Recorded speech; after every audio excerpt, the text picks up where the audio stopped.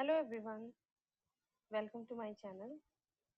अगर इस चैनल पर आप नए हैं तो आप इस चैनल को सब्सक्राइब कर लें और बेल आइकन को प्रेस कर लें ताकि हर एक वीडियो का नोटिफिकेशन आपको मिलता रहे। प्रीवियस वीडियो में हमने स्टार्ट किया था एरिक्सन फ्रूट की स्टेजेस को। आज हम डिस्कस करने वाले हैं एरिक्सन की स्टेजेस को ह्यूमन डेवलपमेंट में।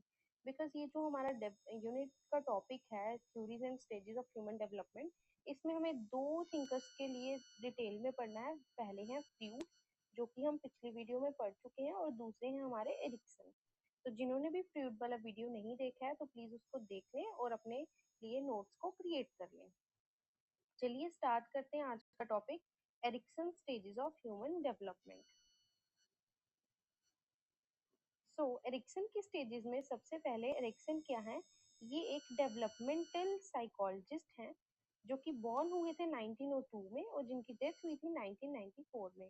ये बेस्ट जाने जाते हैं अपनी theory on social development of beings, and इन्होंने कॉइन किया था एक फ्रेज आइडेंटिटी डिजास्टर। तो आपको एक एमसीक्यू क्रिएट किया जा सकता है यहाँ से कि आइडेंटिटी क्राइसिस जो टर्म है या जो फ्रेज है वो किसने कॉइन किया था? वो एरिक्सन ने कॉइन किया था। यहाँ पर जो हम थ्योरी डिस्कस करने वाले हैं एरिक्सन की, वो डिस्क्राइब करती है थ्योरी को 8 पार्ट्स में या 8 स्टेजेस में। और इन 8 स्टेजेस में हम ये देखते हैं कि कैसे डेवलपमेंट होती है एक ह्यूमन की इन्फेंसी टू लेट चाइल्डहुड तक। और हर एक स्टेज में पर्सन जो है वो कॉन्फ्रंट करता है, होपफुली मास्टर्स करता है, और कोई ना कोई न्यू चैलेंजेस उसको देखने के लिए मिलते हैं। हर एक स्टेज जो है वो बिल्ट होती है successful completion of early stages. जब अर्ली स्टेजेस सक्सेसफुली कंप्लीट हो जाती हैं तो एक नया स्टेज क्रिएट होता है, फिर वो कंप्लीट होता है तो नेक्स्ट। तो इस तरह से जो है स्टेजेस जो एक्सपेक्ट की जाती हैं reappear as problems in the future. अगर हम बात करें 1963 में, तो इन्होंने एक फेमस वर्क किया चाइल्डहुड एंड सोसाइटी। एरिक्सन जो है एक साइको एनालिस्ट है, साथ ही साथ एक ह्यूमैनिटेरियन भी है।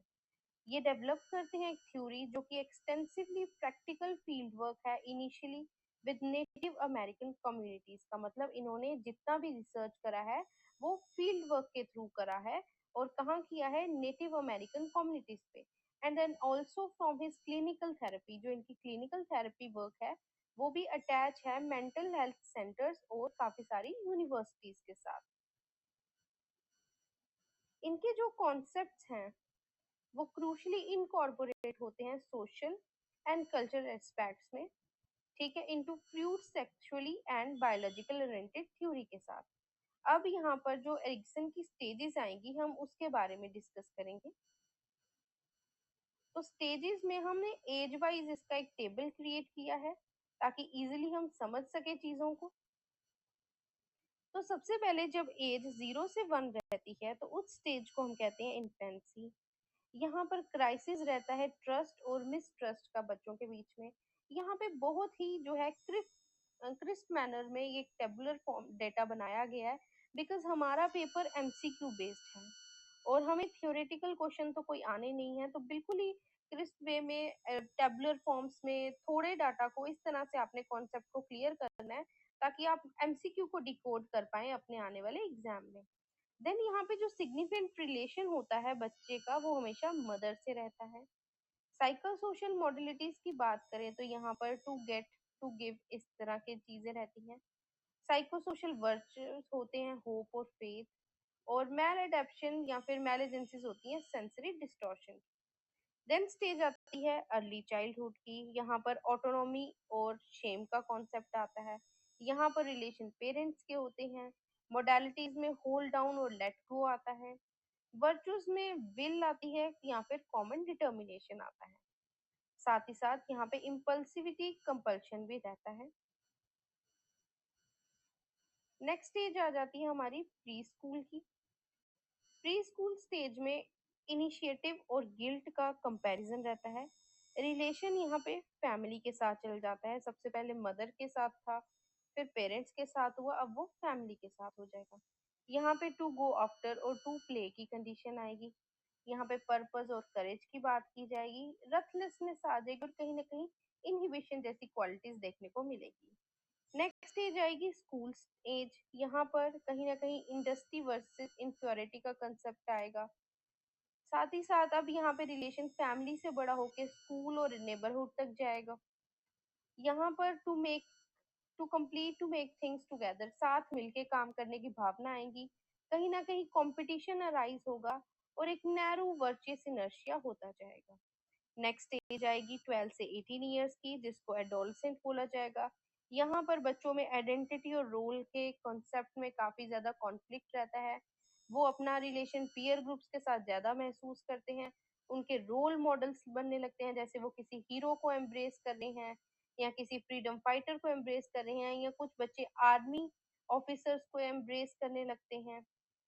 साथ ही साथ यहाँ पर उनके अंदर खुद के लिए चीजें आने शुरू हो जाती हैं, और टू शेयर वन एल्स, कि किसी के साथ वन सेल्फ शेयर करेंगे। टू बी वन सेल्फ, यहाँ पे फिडिलिटी और लॉयल्टी जैसे जो है क्वालिटीज उनके अंदर डेवलप होती हैं। फैनेटिज्म आता है और रेपुटेशन डेवलप होती है। नेक्स्ट एज आ जाती है उनकी 18 से 35 की, जब यहाँ पे अडल्टहुड जो है वो यंग स्टेज में होता है। यहाँ पर कहीं ना कहीं या तो वो इंटीमेट करते हैं या फिर टोटली आइसोलेट हो जाते हैं। अब यहाँ पे इनका रिलेशन पार्टनर्स फ्रेंड्स इनके साथ मिलता है। To lose and find oneself in one another, और यहाँ पर जो क्वालिटीज है लव जैसी डेवलप होती हैं। एक्सक्लूसिविटी आती है और प्रोमिस्क्यूटी आती है। देन आती है हमारे पास 35 से 65। यहाँ पे आ जाता है middle childhood, generativity versus technician, household को वर्कर के साथ रिलेशन देखने को मिलता है। To make be and to care of की सिचुएशंस आती हैं। केयर जैसी क्वालिटीज डेवलप होती हैं। ओवर एक्सटेंशन होती हैं, और कहीं ना कहीं रिजेक्टिविटी देखने को भी यहाँ पर मिलती है। एंड लास्ट स्टेज यहाँ पे आ जाती है हमारे पास मेच्योरिटी, जो 65 से डेथ तक जाती है। यहाँ पे इंटीग्रिटी वर्सेस डिसअपियर होता है। मैनकाइंड या फिर एनी काइंड देखा जा सकता है। To be through having been and face not being का कंसेप्ट आता है। विजडम की बात होने लगती है यहाँ पे, और प्रिजम्पशन होती है डिसअपियर में। तो ये थी एरिक्सन की 8 स्टेजेस। आई होप ये स्टेजेस स्क्रिप्ट वे में आपको अच्छे से समझ आई होंगी। एरिक्सन के जो आइडियाज हैं, ideas on how we grew up as a create identities are in the difference to Freud's proposed motives behind our behavior। तो ये थी एरिक्सन की स्टेट्स। तो नेक्स्ट टॉपिक में हम जो और इम्पोर्टेंट स्टेजेस होंगी उसको डिस्कस करेंगे एग्जामिनेशन पॉइंट ऑफ व्यू से। आई होप ये आपको कॉन्सेप्ट क्लियर हुआ होगा। वीडियो को लाइक करें, शेयर करें एंड चैनल को सब्सक्राइब करें। Thank you everyone.